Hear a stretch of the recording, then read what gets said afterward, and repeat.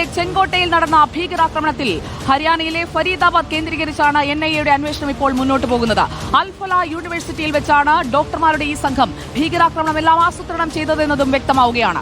2500 kilo സ്ഫോടക വസ്തു police കണ്ടെത്തിയത്, ഭീകരർ ഒളിച്ചു കഴിഞ്ഞത് ഇതെല്ലാം ഫരീദാബാദിലെ ഗ്രാമങ്ങളിലാണ്. ഫരീദാബാദിലെ ഭീകര കേന്ദ്രങ്ങളിലേക്ക് ആദിൽ പാലോട് അല്പസമയം മുൻപ് പോയിരുന്നു. നമുക്ക് അവിടെ നിന്നുള്ള നേർക്കാഴ്ച കാണാം. Ground zero. ദില്ലി ചെങ്കോട്ട ഭീകരാക്രമണത്തിന്റെ എല്ലാ ചോദ്യങ്ങളുടെയും ഉത്തരം ചെന്ന് നിൽക്കുന്നത് ഫരീദാബാദിലാണ്.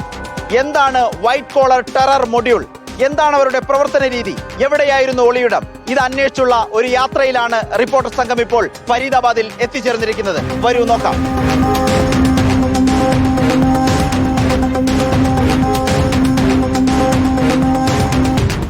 ദില്ലി ചെങ്കോട്ടയിൽ പൊട്ടിത്തെറിച്ച I-20 കാർ യാത്ര പുറപ്പെടുന്നത് എനിക്ക് പിന്നിൽ കാണുന്ന ഹരിയാന ഫരീദാബാദിലെ അൽഫല യൂണിവേഴ്സിറ്റിയിൽ നിന്നാണ്.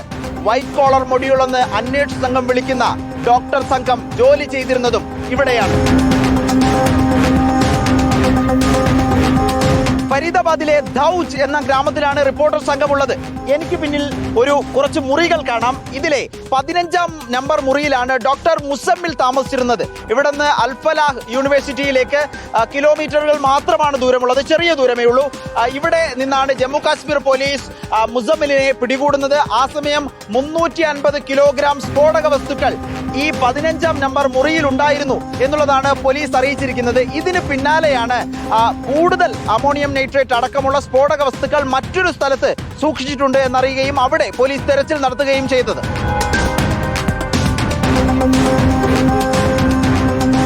അൽഫലാഹ് യൂണിവേഴ്സിറ്റിയിൽ നിന്നും 5 കിലോമീറ്റർ ഉള്ളിലേക്ക് സഞ്ചരിച്ചാൽ ഫത്തേപൂർ താഗ എന്ന ഗ്രാമത്തിലെത്താം.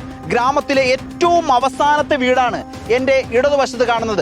വലതുവശത്താകട്ടെ ഈ ഗ്രാമത്തിലെ ഈ വീട് കഴിഞ്ഞാൽ പിന്നെ കണ്ണത്താ ദൂരത്തോളം നമുക്ക് കാണാൻ കഴിയുന്നത് കൃഷിയിടമാണ്. ഈ വീടാണ് ഡോക്ടർ മുസമ്മിൽ 2500 കിലോയിലധികം സ്ഫോടന വസ്തുക്കൾ ശേഖരിച്ചു വെച്ചിരുന്നത്.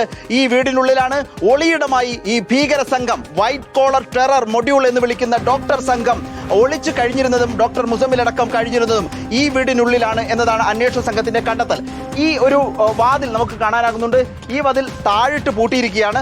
ഇതിനുള്ളിലാണ് ഈ ജനാലയിലൂടെ നമുക്ക് അകത്തേക്ക് കാണാൻ കഴിയും. ഇതിനുള്ളിലാണ് 2500 കിലോയിലധികം സ്ഫോടക വസ്തുക്കൾ അന്വേഷണ സംഘം കണ്ടെത്തുന്നത്. ഒക്ടോബർ 30-നാണ് ദീപാവലിക്കും റിപ്പബ്ലിക് ദിനത്തിലുമൊക്കെ രാജ്യ തലസ്ഥാനത്ത് സ്ഫോടനം നടത്താൻ ഉള്ള പദ്ധതി അന്വേഷണ സംഘം ജമ്മു കാശ്മീർ പോലീസ് പൊളിച്ചു കളയുന്നത്. ഉള്ളിലേക്ക് വന്നാൽ ഈ വശത്തുകൂടി നമുക്ക് ഈ റൂമിന്റെ ഉള്ളിലേക്ക് കാണാൻ കഴിയും. ഇത് ഇവിടെ ഒരു ബക്കറ്റിന്റെ ഭാഗമുണ്ട്. ഇവിടെ വൈക്കോല് മുറിച്ചിട്ടതുണ്ട്. ഇവിടെയാണ് 2500 കിലോയിലധികം സ്ഫോടക വസ്തുക്കൾ സൂക്ഷിച്ചിരുന്നത്. ഇവിടെ നിന്നാണ് പിടികൂടുന്നത് ഒക്ടോബർ 30-ന്. മറ്റൊരു വശത്തേക്ക് വന്നാൽ ഇവിടെ ഒരു റൂമാണ് നമ്മൾ കാണുന്നത്. ഈ റൂമിൽ അവർ കിടക്കാനോ മറ്റോ ഉപയോഗിച്ച റൂമാണ് എന്നത് വ്യക്തമാണ്. ഒരു കട്ടിലും ഒരു ബെഡുമൊക്കെ ഇവിടെ ഇട്ടിട്ടുണ്ട്. മറ്റൊരു റൂം കൂടി ഈ ഭാഗത്തുണ്ട്. ഇവിടെ കുറച്ച് ഗോതമ്പ് സൂക്ഷിച്ചിരിക്കുകയാണ്.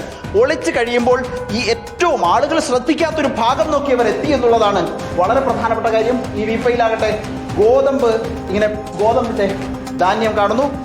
ഇവിടെ തന്നെ പാചകം ചെയ്ത് കഴിക്കാനുള്ള ഒരു സൗകര്യം കൂടി ഇവർക്കുണ്ടായിരുന്നു.